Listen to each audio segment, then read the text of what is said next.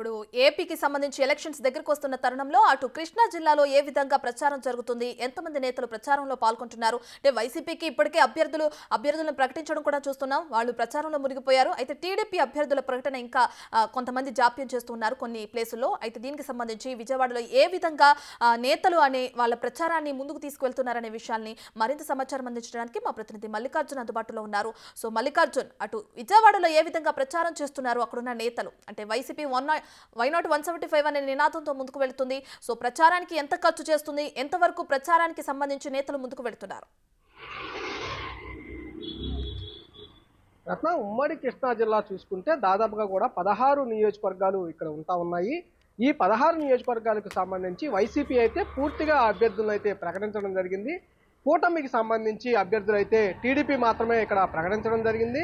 16 నియోజకవర్గాలకు 11 నియోజకవర్గాలకు అభ్యర్థుల్ని టీడీపీ ప్రకటించడం జరిగింది. మిగతా 5 నియోజకవర్గాలు చూసుకుంటే 5 నియోజకవర్గాల్లో దాదాపుగా 2 నియోజకవర్గాలు బీజేపీకి వెళ్లే అవకాశం ఉన్నట్టు కూడా చెబుతున్న పరిస్థితి కనిపిస్తా ఉంది. అందులో కైకలూరు ఒక నియోజకవర్గం ఉంటూ ఉంది. అట్లాగే ఇంకోటి విజయవాడ పశ్చిమ నియోజకవర్గం కూడా చెప్తా ఉన్న పరిస్థితి ఉంది. అంతేకాకుండా మిగిలిన 3 నియోజకవర్గాల్లో ఇటు మైలవరం కానీ పెనమలూరు కానీ 2 నియోజకవర్గాలు టీడీపీ పోటీ చేసే అవకాశం కనిపిస్తా ఉంది. ఇంకా మిగిలిన ఒక్క నియోజకవర్గం అవనగడ్డ నియోజకవర్గం. ఆ అవనగడ్డ నియోజకవర్గానికి జనసేనకి ఇస్తారంటూ కూడా ప్రచారం జరుగుతూ ఉంది. ఈ 5 నియోజకవర్గాలకు సంబంధించి అయితే టీడీపీ తరఫున ప్రచారం అయితే కొనసాగట్లేదని చెప్పుకోవచ్చు. అయితే మైలవరం ఒక నియోజకవర్గానికి సంబంధించి అక్కడ టికెట్ ఆశిస్తున్న నేత ఎవరైతే ఉన్నారో మాజీ మంత్రి దేవినేని ఉమామహేశ్వరరావు, అతను బాబు షూరిటీ భవిష్యత్ గ్యారంటీ ఎన్నికల శంకారావం పేరుతో కూడా అతను ప్రచారం చేస్తా ఉన్నారు. టీడీపీకి ఓటు వేయాలంటూ కూడా చంద్రబాబుని సీఎంగా చేయాలంటూ కూడా ఆయన ఓట్లు అడుగుతున్న పరిస్థితి కూడా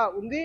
మిగతా నియోజకవర్గాలకు సంబంధించి ఏదైతే 4 నియోజకవర్గాలు ఉన్నాయో 4 నియోజకవర్గాలకు సంబంధించి అయితే ప్రచారానికి అయితే వెళ్ళట్లేదని చెప్పుకోవచ్చు. ఇక్కడ మొన్నటి వరకు కూడా పశ్చిమ నియోజకవర్గానికి సంబంధించి జనసేనకు ఇస్తారు అంటూ కూడా ప్రచారం జరిగింది. అక్కడ జనసేన నేత చిల్లపల్లి ఎవరైతే పోతిని వెంకట మహేష్ ఎవరైతే ఉన్నారో పోతిని వెంకట మహేష్ గడప గడపకు కార్యక్రమాలను కూడా నిర్వహిస్తా ఉన్నారు. ప్రతి డివిజన్కు సంబంధించి ప్రతి గడపను టచ్ చేసుకుంటూ అతను వెళ్తా ఉన్నాడు. అయితే అకస్మాత్తుగా బీజేపీ పొత్తుకొచ్చిన తర్వాత ఆ నియోజకవర్గం బీజేపీకి వెళ్ళబోతుందనే చర్చ మొదలైన తర్వాత పోతిని వెంకట మహేష్ కూడా తనకు సీటు రాదని ఖరారు చేసుకొని అతను సంబంధించి నిరసనలు కూడా తెలియజేస్తున్న పరిస్థితి కూడా పశ్చిమ నియోజకవర్గంలో కనిపిస్తా ఉంది.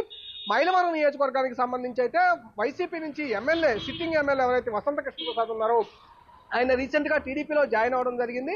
ఆయన కూడా సీటు ఆశిస్తా ఉన్నారు. ఆయనకి సీటు కన్ఫర్మ్ అయ్యే అవకాశం కనిపిస్తా ఉంది. మిగతా ఇద్దరు నేతలు సీటు ఆశిస్తున్నప్పటికీ వారికి సీటు దక్కని పరిస్థితి కనిపిస్తా ఉంది. అందులో ఆశిస్తున్న సీటు ఉమామహేశ్వరరావు మట్టికి ప్రచారం అయితే కొనసాగిస్తున్న పరిస్థితి కనిపిస్తా ఉంది. ఇటు అవనగడ్డకు తీసుకొచ్చే వరకు జనసేనకు ఆ టికెట్ ఇచ్చే అవకాశం కనిపిస్తా ఉంది. అక్కడ ఎవరైతే ఎంపీ మచిలీపట్నం ఎంపీ బాలశౌరి ఎవరైతే ఉన్నారో బాలశౌరి అటు ఎంపీ స్థానానికి కనుక ఆయన టికెట్ లభించకపోతే అవనగడ్డ జనసేన అభ్యర్థిగా వెళ్లే అవకాశం కనిపిస్తా ఉంది. ఆయన కూడా ఇప్పటి వరకు ప్రచారం అయితే మొదలుపెట్టిన దాఖలాలు లేవు. నియోజకవర్గంలో జనసేన నేతలు కూడా ప్రచారం చేస్తున్న దాఖలాలు కూడా కనిపించడం లేదు. ఇక పెనమలూరు సంఘాలు వస్తే కనుక పెనమలూరు నుంచి అక్కడ తుమ్మల చంద్రశేఖర్ అని కమ్మ కార్పొరేషన్ కి సంబంధించిన వైసీపీ నేత రీసెంట్ గా లోకేష్ సమక్షంలో కూడా టీడీపీలో జాయిన్ అవడం జరిగింది. అతనికి సీటు ఖరారయ్యే అవకాశం ఎక్కువగా కనిపిస్తా ఉంది. ఇక మిగిలిన సంబంధించి చూసుకుంటే మనం మైలవరం కానీ కైకలూరు విషయానికి వస్తే కనుక కైకలూరు అక్కడ బీజేపీకి వెళ్లే అవకాశం ఎక్కువగా కనిపిస్తా ఉంది. గతంలో 2014 సమయంలో కూడా అక్కడ